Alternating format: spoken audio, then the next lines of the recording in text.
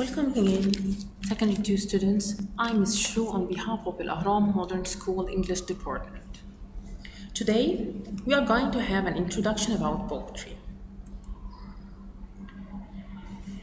We're going to talk about poetic devices and terms. Okay, generally, what is poetry? Poetry is a literary work to express certain idea or feelings using different literary terms, or we can call it also figure of speech. Okay, we're going to start with the rhyme. What is rhyme? The repetition of sounds and rhyme, the last word on each line rhymes. Like here we have toes, close, hair, bear, goes. Okay, this is rhyme.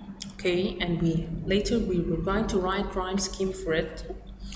And we have internal rhyme which gives a sound to the lines like rows and toes. Okay, other examples for rhyme words like hat, cat, rat, fat, mat, set, and so on. Okay, then we have alliteration. What is alliteration? The repetition of the initial sound in two or more words in a line. What do I mean by initial sound? The starting sound of a word. Okay. Example: how much dew would a dewdrop drop if a dewdrop did drop dew? So we have the sound of letter D here repeated, okay, many times. It can be two or more than two times. So here we have the letter D here in dew and drop. Okay, it's alliteration.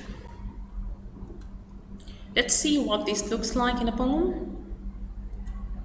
Okay. She walks in beauty like the night, of cloudless climes and starry skies, and all that's best of dark and bright, meet in her aspect and her eyes, thus mellowed to that tender light, which heaven to gaudy day denies. Okay. Here we have cloudless climes, alliteration, two, repeated sound, the same repeated sound like the sound of the letter C, its sound is like K. And we have starry skies, and we have day denies, the repetition of S sound here and D sound here. This is alliteration. Okay. These examples use the beginning sounds of words only twice in a line. But by definition, that's all you need. So we can have it two times in a line or more than that. Okay. Here we have onomatopoeia. It's what? Words that spell out sounds, words that sound like what they mean. You can hear the sound from the words, like growl, hiss, pop, boom, crack, and so on. So you can hear the sound or imagine the sound through the words. Okay? So again, words that spell out sounds, words that sound like what they mean. Let's see what these look like in a poem. Screech, scream, holler and yell, buzz, a buzzer, clang, a bell, sneeze, hiccup, whistle, shout, laugh until your lungs wear out. So you can hear screech, scream. These words have a sound in it. Okay, buzz a buzzer, clang a bell. Okay, so this is onomatopoeia. Several other words not highlighted could also be considered as onomatopoeia. Can you find any? Yes, very good. Like sneeze, hiccup, whistle, shout, laugh until your lungs wear out. Here we have laugh also. We have simile. Okay, it's a comparison between two usually unrelated things using the word like or as. I'm going to compare two things using the word as or like. Example: Joe is as hungry as a bear. As a bear here. Is Joe a bear? No, I compared him as hungry as a bear. In the morning, Ray is like an angry lion. So I compare Ray, his angriness, by a lion, using the word like. Okay, let's see what this looks like in a poem.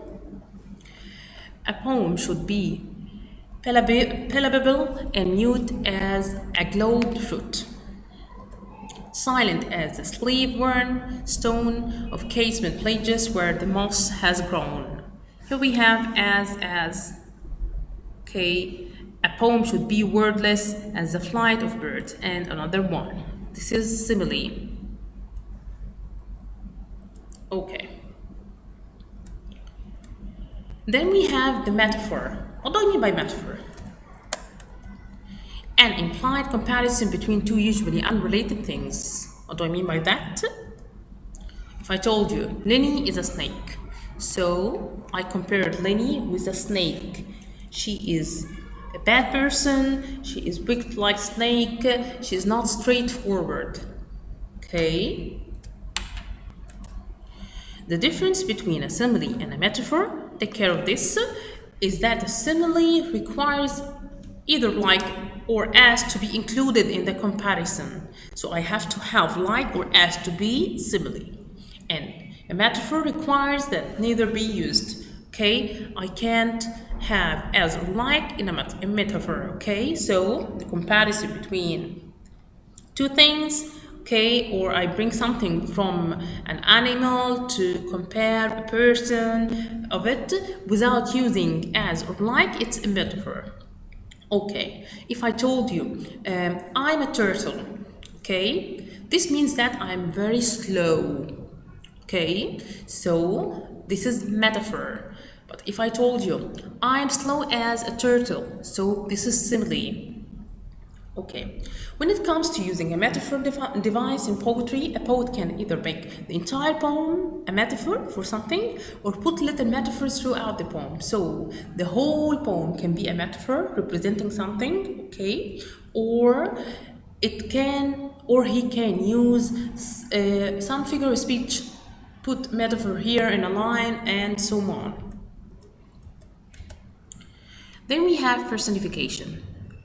Okay, again, we have rhyme, we have metaphor, we have simile, and we have here personification, giving human characteristics to inanimate objects, ideas, or animals. Example, the sun stretched its lazy fingers over the valley. Okay, the poet compared the sun by a person who can stretch his fingers. So the sun is not human, but he compared the sun by a human or a man who can stretch his fingers, okay, among or over the valley. Okay.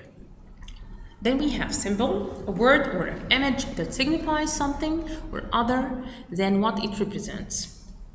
Like what?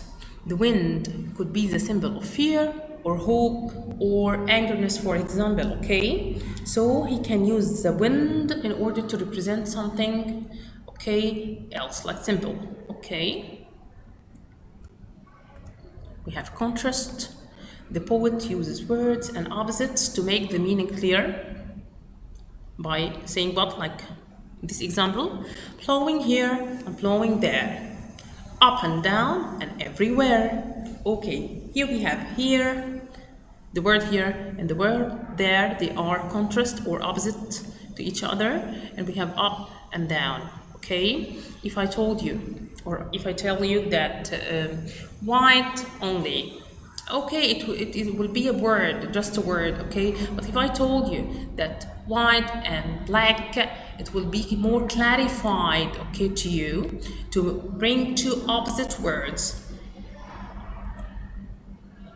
Let us revise quickly the personification, okay, the simile, the metaphor, in homotopia, alliteration, and rhyme. This all we can call literary elements of poetry, literary terms, or figure of speech.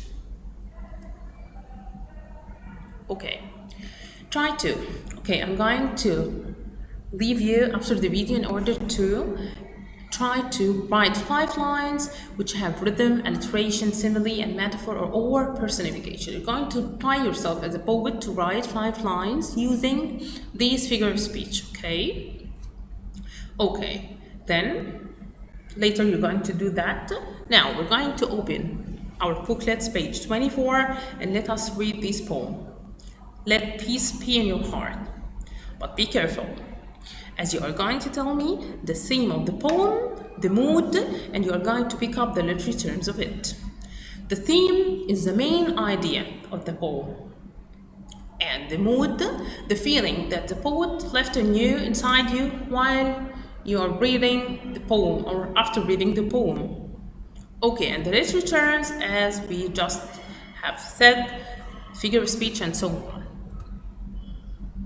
Okay, let peace be in your heart. Listen. Let peace be in your heart, for the one we all apart. No matter what color or race or creed, we come from one source, the divine sacred seed. Let love flow from one to another, father and mother and sister and brother, the animals too and birds of the air. In love we are all made, and in love we should share. The oceans and seas and trees growing tall, in love were created and love to us call. Please care for us, treat us and know us with love. Let us all live together in peace and in love. Okay, before answering, just think about the figure of speech, the mood, and the main theme or the theme. Okay. Okay, we have alliteration, the S sound repeated at the beginning of source, sacred, and seed in the first stanza, the fourth line. Then we have antithesis, the words one and part are opposites of all. Okay, so we have opposites in ideas, not just words. Consonants, we have the R sound is repeated in matter, color, or creed. In the first stanza, the third line, we have repetition. Also, the word and is repeated in father and mother and sister and brother. Of course, you know, when we are mentioning words from the same category, we make commas between them, but the poet repeated and many times here, father and mother and sister and brother. In the second stanza, second line. Okay, thank you for your interest and see you later.